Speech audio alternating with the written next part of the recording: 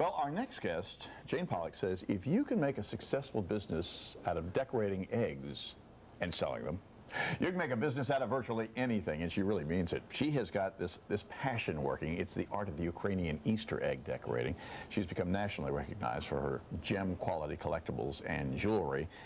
The personal path provides lessons and encouragement for virtually anyone with a big idea for a small business that you want to make bigger. It's all in her new book. It's called Soul Proprietor, 101 Lessons from a Lifestyle Entrepreneur. And daggone it, she's done it. Jane, it's great to have you back with us. Great to be here. Thank you. Really is. The works that she creates are nothing short of amazing. Based on the Ukrainian Easter eggs many years ago when you got started. And yet there are other people doing this sort of thing. That's right. That's right. And you wanted to make this a success. Right. I think I'm the only one who's actually making a living at doing Ukrainian Easter eggs. And what I've done is I've taken it beyond just the eggs. I started with the eggs, I started making jewelry, I made note cards, I give speeches, I've written books. So I've been entrepreneurial throughout the whole thing. But the important thing is that I've tied it to my lifestyle. It was important to me to be home with young children, to have my values respected, and I've created a business based on that. All right, when did the light bulb go on for you when you were starting this business that you had to do something different that other people were doing? Well, I kept it small when my kids were small. I had been an art teacher, and that was when I learned how to do the Ukrainian eggs.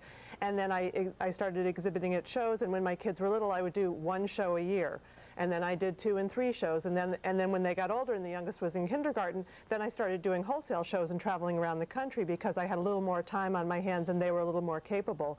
Now that they're gone from the house, I speak internationally. The business has grown as I have grown and as my responsibilities at home have changed, but they've really been based on what my needs are, what my family needs are, and what I value. So that's really what my message is, not how to make a business out of decorating eggs, but how to respect your family, your personal values, and create a business around that. So how much research, how much homework, how much preparation before you jump into launching your own business?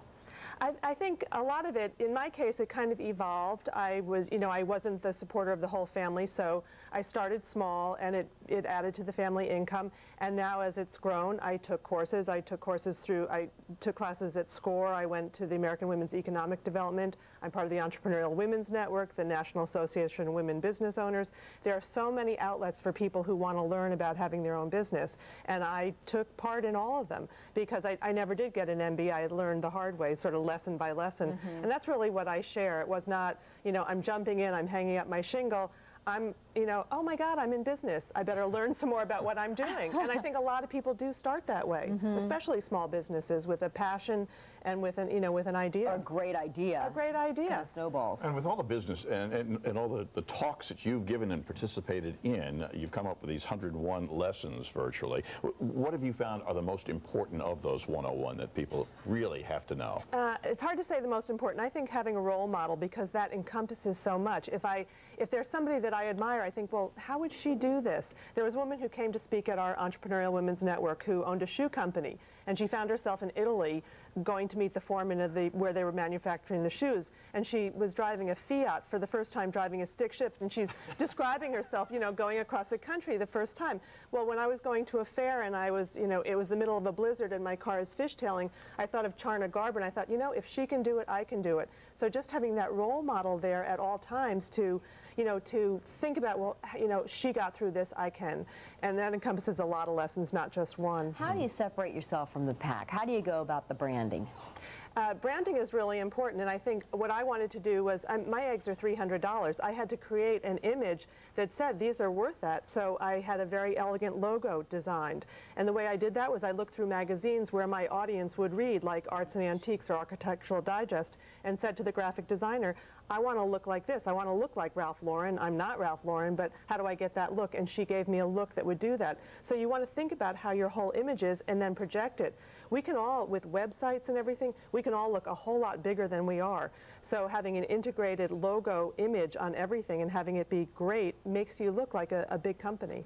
A lot of people, when they get going, are on a very tight budget. Most people, I suspect. Oh, yeah. And they feel that every dime that they put into this thing has to come back pretty darn quickly. Otherwise, they're going to have a real problem on their hands. Right. I do talk about the cost of doing business because I thought, oh my God, I've made $3,000 worth of jewelry. I must earn $3,000 back. Yeah. And it doesn't happen like that because you know what? Not every piece comes out perfectly. So rather than trying to get $100 for a pin, I might say this one isn't that successful. This one is $50. And there are customers who are so thrilled. They don't care that it has a little nick in it or the die didn't take perfectly. So I've learned that having a second sale is great for my customer and for me because I haven't given it up entirely. They win and I win, and it's the cost of doing business, a concept I didn't understand until somebody explained it to me. Well, the explanation to you can be very clear in Sole Proprietor. 101 lessons from a lifestyle entrepreneur. Jane Pollock has done it with eggs and now with your entrepreneurial dreams. Thanks so much for being with us. My pleasure. Thank you. I really enjoyed Thank it. you. Okay, what's more entrepreneurial than cooking? I'm not so sure. We're going to go to the kitchen and find out.